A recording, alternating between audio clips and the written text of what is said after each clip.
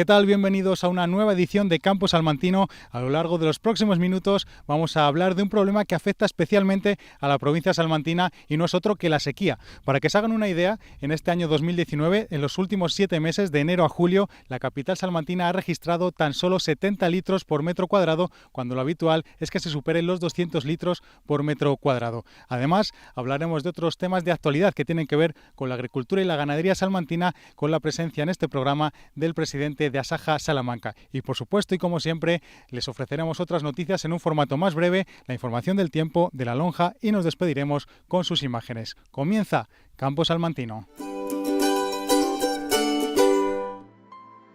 Lo prometido es deuda, así que vamos a hablar de la sequía y sus consecuencias, y para ello nos hemos trasladado hasta Fuentes de Masueco, donde ya nos acompaña el presidente de Asaja Salamanca, Juan Luis Delgado. ¿Qué tal, Juan Luis? Bienvenido a Campo Salmantino. Hola, ¿qué tal vosotros? Bienvenido vosotros a mi tierra. Bueno, gracias. Vamos a hablar, como decía, de sequía, pero también vamos a hacerlo de otros muchos asuntos que están de actualidad y que tienen que ver con el campo y la agricultura salmantina. El 2017 fue un año malo en cuanto a las precipitaciones, también hubo sequía, pero sin embargo lo estamos viendo aquí a nuestras espaldas, lo han visto todos ustedes en sus casas. Las charcas están secas. Este 2019 está siendo también un año especialmente malo en cuanto a la falta de precipitaciones, en cuanto a la sequía. Sí, es cierto. Bien es cierto que no es tan generalizado como fue en el 2017. Este año ha pillado más la zona sur de Castilla y León y es en la que nos encontramos, en Salamanca. Salamanca nos ha pillado prácticamente de lleno en todos los sectores, agricultura y ganadería. Las producciones han caído en picadas. Estamos igual que en el 2017, como tú bien decías. Una hectárea normal de cereal pues puede haber producido de media 2.000 kilos menos que un año normal, con lo cual los beneficios para ese agricultor se han reducido a pérdidas, o se han transformado a pérdidas totalmente. Y en la ganadería, como veis, pues más de lo mismo. Además de no tener los pastos que deberíamos tener un año normal, el sistema ganadero que tenemos de extensivo en Salamanca, durante medio año mantiene las vacas de lo que producen las vacas, ovejas o cualquier animal que viva en extensivo, de lo que producen las fincas, esos 6 meses. Y el resto del año sí que tenemos que suplementarles, algo a lo que estamos acostumbrados. Te iba a preguntar precisamente por lo que comentabas, ¿no? Aquí tú tienes tu ganado, que lo estamos viendo también detrás de nosotros.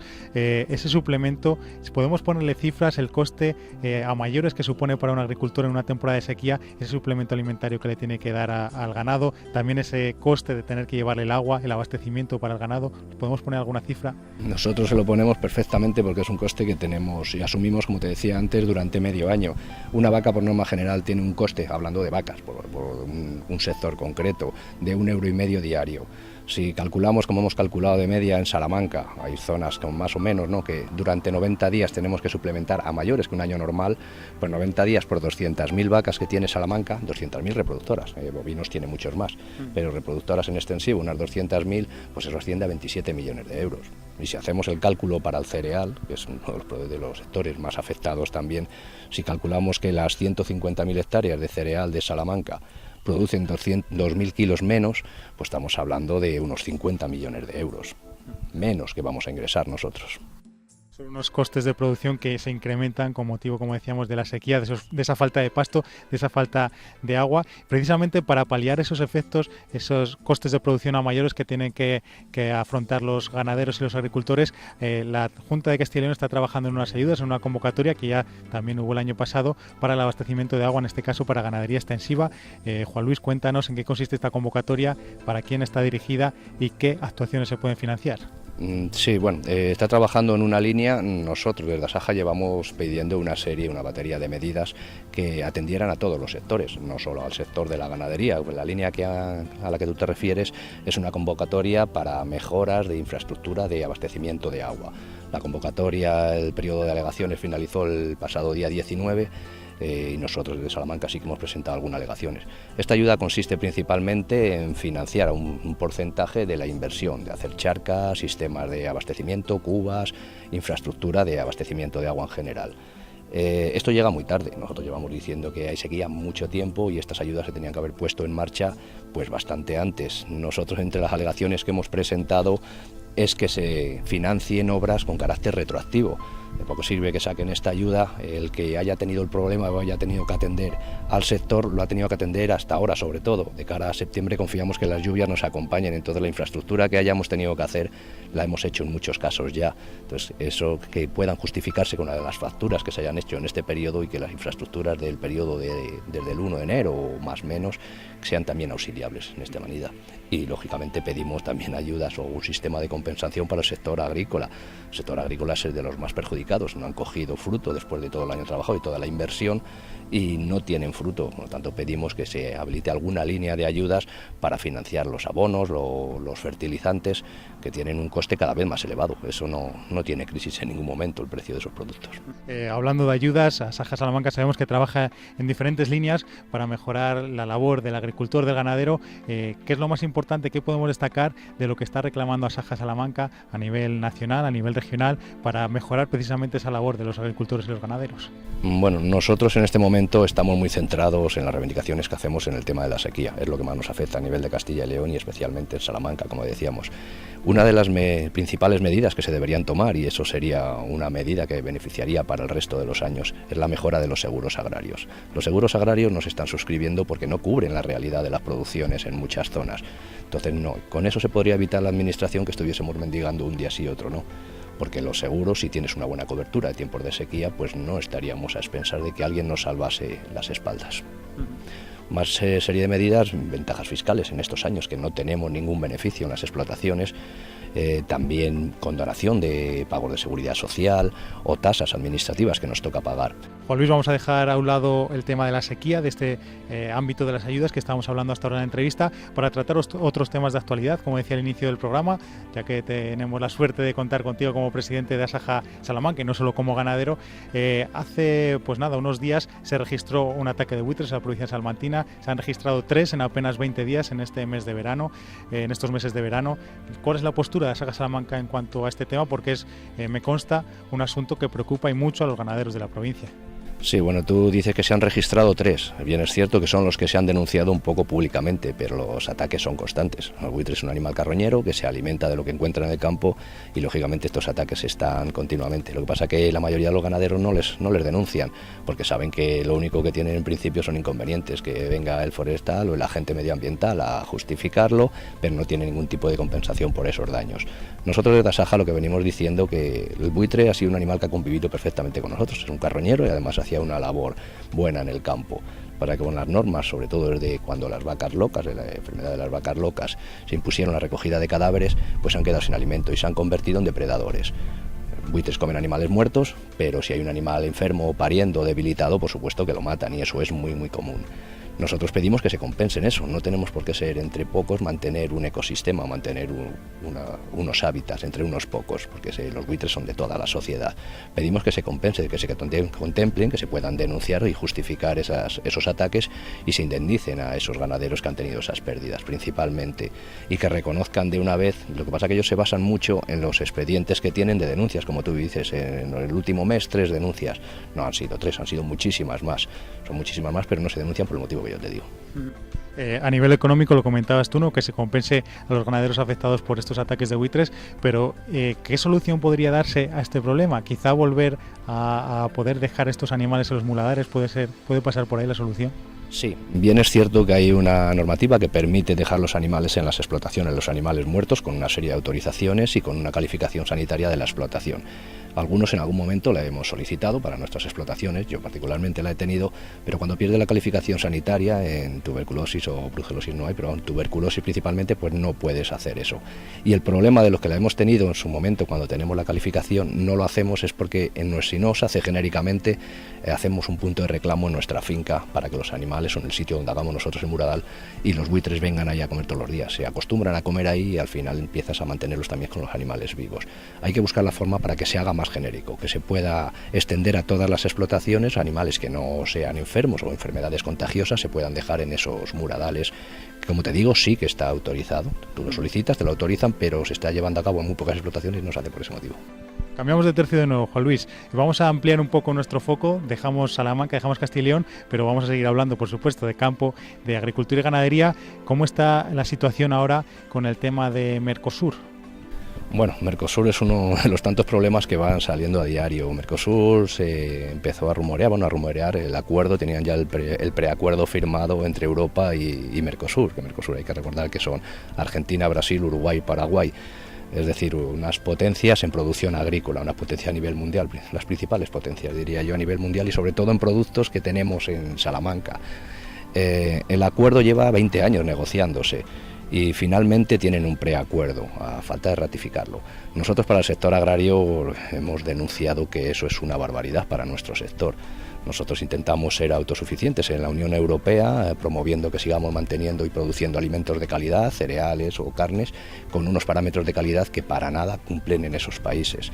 Lo que confiamos es, si eso sale adelante para empezar, es que todo lo que se importe venga con los mismos parámetros de productividad que tenemos aquí, tanto en calidad alimentaria, prevención, seguridad en el trabajo, todo en general. Es que no podemos competir con ellos si no es en igualdad de condiciones. Y lo que no queremos sobre todo es que se utilice este acuerdo como moneda de cambio, que el sector agrario sea una moneda de cambio para poder exportar coches o cualquier otro sector. Porque Europa es una potencia en producción de coches y en términos generales lo que este acuerdo quiere es quitar aranceles a la exportación de coches hacia esos países y quitar aranceles a la importación de productos agrícolas. Puede ser cereal, puede ser miel, azúcar o carne de bovino principalmente.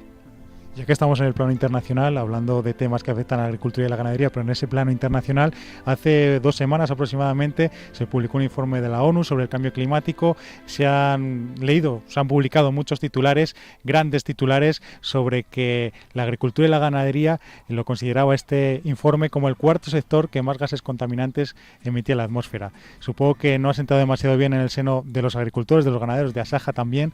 ¿Y cuál es la postura de la Asociación Agraria? La postura, eso como decía el refrán, al perro flaco todas las pulgas, vamos. Eso es echarle el muerto al sector que menos peso social tiene. Digo peso social porque el sector agrario en Europa ocupa un 4% de la población aproximadamente, lógicamente son pocos votos. Yo lo definiría así en términos generales. Es absurdo, totalmente absurdo, y podría contar una anécdota. Hace unos días me comentaba uno y yo me atrevería a estar encerrado en una habitación con 4 vacas durante un día, pero no estaría encerrado en una habitación con 4 coches. No, yo sí que me comprometo, me metería con 4 vacas, a ver quién se mete con 4 coches en una habitación. En definitiva, eso es echarle el muerto a un sector que no es real, y además la función del sector agrario tiene una función clorofílica, vamos, que mejora también la sociedad, y lo estamos viendo también con los incendios. En los sitios donde se está acabando la ganadería, sobre todo la ganadería extensiva, pues al final lo que está limpiando esos terrenos son los fuegos. Supongo que será mejor que se queme que no que esté aprovechado con ganado. Y como tú dices, es el 4º sector, según el informe de la ONU, que también era un informe genérico y muy sacado de contexto por algún lobby que le interesa que se mire hacia otro lado. El primer sector en contaminar es el transporte. El 28% de los gases de efecto invernadero se producen, según un informe de Estados Unidos, me parece que es el 28%. Luego la industria con otro 22%. Bueno, que hay varios sectores que contaminan muchísimo más. Y en ese 9% que englobaban al sector agrario, del sector de la carne, al que hacían mucha alusión, las carnes rojas, es menos de un 3% de lo que los gases que puede producir. Es absurdo, y además es algo que es necesario, porque la alimentación es algo que yo creo que en esta sociedad, que cada vez somos más, dentro de 30 años vamos a ser 10.000 millones de habitantes, alguien tendrá que alimentarlos. No sé cómo pretenden hacerlo, y Europa se está equivocando mucho en haciendo caso de estos informes y no contrarrestándolos de alguna manera. Vamos a volver a Salamanca para ir terminando ya la entrevista, Juan Luis, porque tras 30 años en la sede de la Avenida de la Salle, Asaja Salamanca próximamente va a estrenar una nueva sede también en la capital salmantina. Danos algún detalle más. Bueno, detalles me gustaría dar la fecha. Teníamos unas previsiones, pero como todas las obras, pues se suelen demorar por ajustes de última hora. La obra está terminada, nos falta ajustes, como digo. La idea es que a 1 de septiembre, en la primera semana. No me atrevo a decir una fecha, nuestros socios y el sector en general estará informado de cuando hagamos ese cambio de oficina, y la inauguración oficial, pues bueno, la haremos con más tiempo. Ahora nos metemos en unas fechas un poco complicadas para hacer inauguración, pero como digo, la oficina nos gusta mucho, necesitábamos un cambio en Asaja, hemos crecido mucho en los últimos años, tenemos mucha más gente en plantilla y la verdad estamos trabajando en unas condiciones un poco apretadas, por decirlo de alguna manera, y yo creo que aquí sí que vamos a poder ser bastante más eficientes y los trabajadores tendrán mejores condiciones. Recordemos que la nueva sede va a estar ubicada en el Camino Estrecho de la Aldehuela número 50 y que pues en este programa vamos a ir informando también a los socios y a los que no sean socios, a todos los interesados, cuando se abrirá definitivamente el día concreto en el que se inaugurará esa nueva sede. Y también echando la mirada al futuro más próximo, en apenas 10 días comienza Salamac 2019, una feria agropecuaria de referencia, y allí va a estar de nuevo Asaja Salamanca con su stand. ¿Qué expectativas tenéis?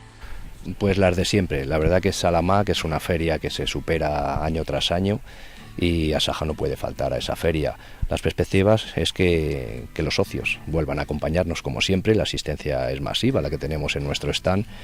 Y entre otras cosas te decía lo de la inauguración de la oficina, pues bueno, se nos va a solapar un poco el cambio de oficina con esos momentos, porque nosotros vamos a estar dedicados, hombre, a atender a los socios, por supuesto, en las oficinas, pero también a la feria, a atenderles allí en la feria. Yo invito a todos los socios a que pasen, socios o cualquiera del sector, que nos demande, nos asesore, nos aconseje por dónde tenemos que mirar, cosas que se nos puedan escapar, como a nivel reivindicativo.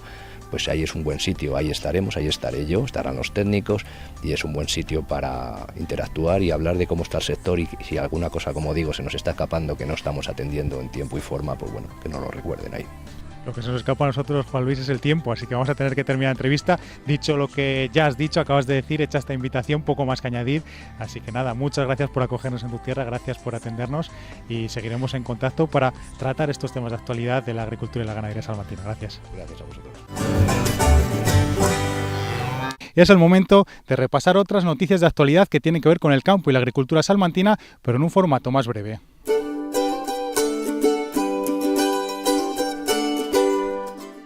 Los precios de la patata se estabilizan tras un comienzo de campaña convulso en Castilla y León. La Asociación de Productores de la región ha confirmado que la cotización oscila entre los 25 y los 27 céntimos el kilo, a excepción de la variedad roja que ronda los 20 céntimos.